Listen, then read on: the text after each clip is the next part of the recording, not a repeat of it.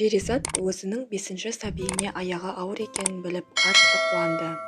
4 қыздан соң ұлды болсақ деген Дәурен екеуінің күндіз-түні Алладан сұрап жүрген армандары.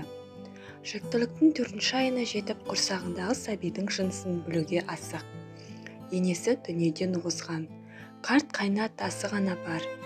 Ол кісі де Алладан ұлының жолын қуар, бір ұл перзент беруін Алладан тілеумен келеді. Әне-міне дегенше 4 айға жетіп, медициналық мекемеге барып, ультрадыбыстық зерттеуге кезек күтіп отырып, жүрегі қатты соғып қобалжу үстінде. Дәурен де қосыла бірге келген болатын. Кезектері жетіп, дәрігердің қабылдауына келді. Дәрігер Шарананың жағдайын өте жақсы дей келе, жынысына келгенде дөп басып ештеңе айта алмады. Кешіріңіз, жынысы көрінбей тұр, тек осы сөзбен шығарып салды. Ерлі зайыптылар еңсесі түсіп кері қайтты. Жол бойы Дәурен жақ ашпады. Перизатты мұңайып, көзі жасқа толып әзер шыдап отыр. Әке-шешенің көңіл күйін қас қабағынан байқаған 4 қызы да сұрақ қоя алмай жүрді. Кешкі астарын да үнсіз ішіп бөлмелеріне тарасты. Перизат білдірмеуге тырысқанмен қанша жылдан бері отасқан жары жылап жатқанын байқап, жаймен сөз бастады. Перизат, қойсаңшы, неге жылайсың? Саған қыз дегені жоқ қой. Бірнеше күн өтсін, қайта тексеріліп көресің. Қыз болса да, ұл болса да, дені сау, аман-есен дүниеге келсін. Дәурен, олай өзіңді өзің алдамашы.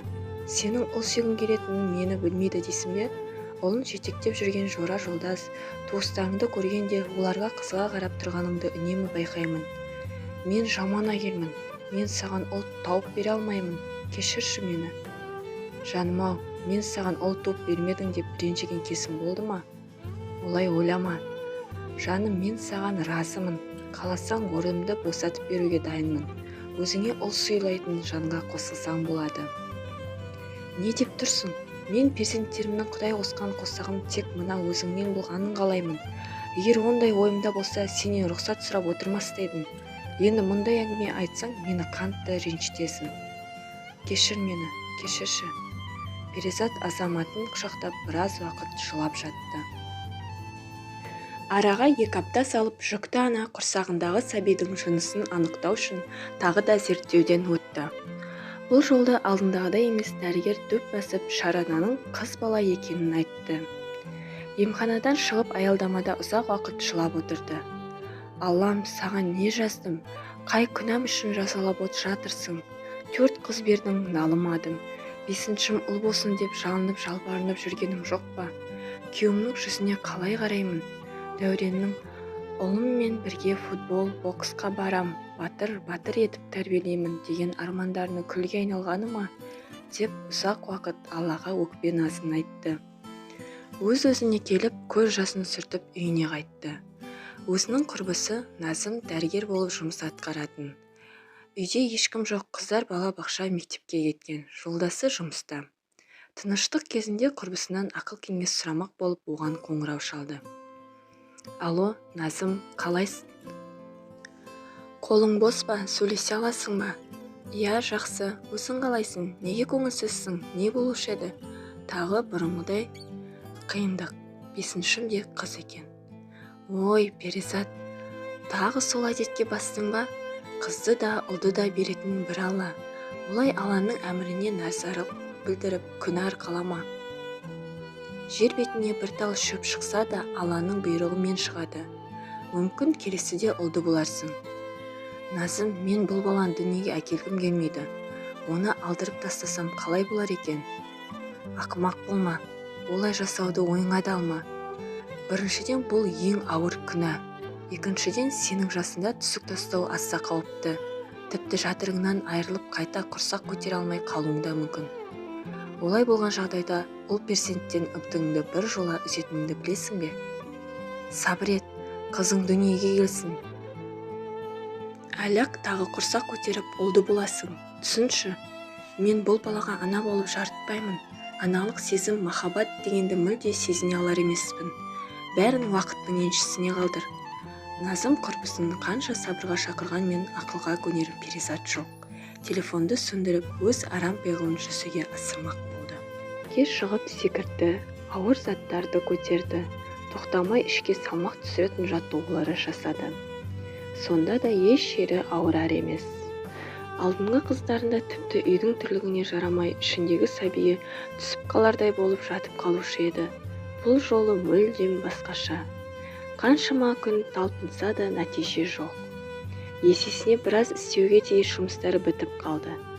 Бүкіл жиһаз орнынан қозғалып, қуыс-қуыста ашаң тозаңның көзі жойылды.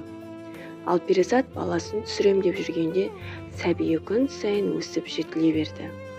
7 айға жеткенде Перизат ішінің төменгі жағында ауырсыну сезіне бастады.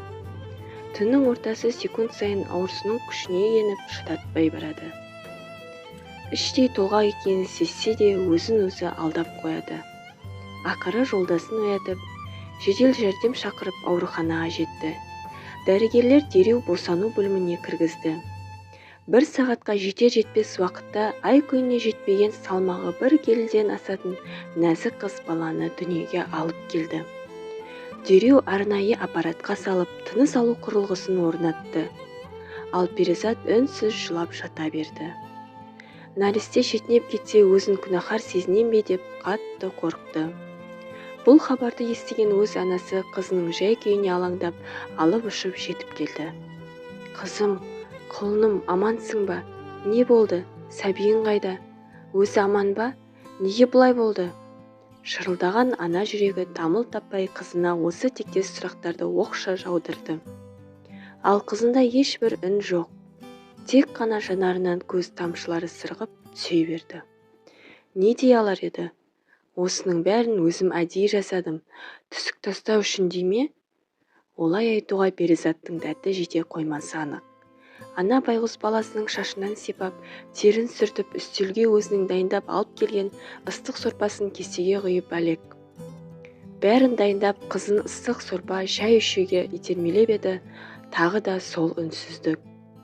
Не сөзге жауап жоқ, не бір қимыл жоқ. Жатқан тірі өлік секілді. Ана жүрегі бір сұмдықты сезе бастады. Мейірбике есікті қағып ішке кіріп, балаға омырауына сүт сауып беруді сұрады.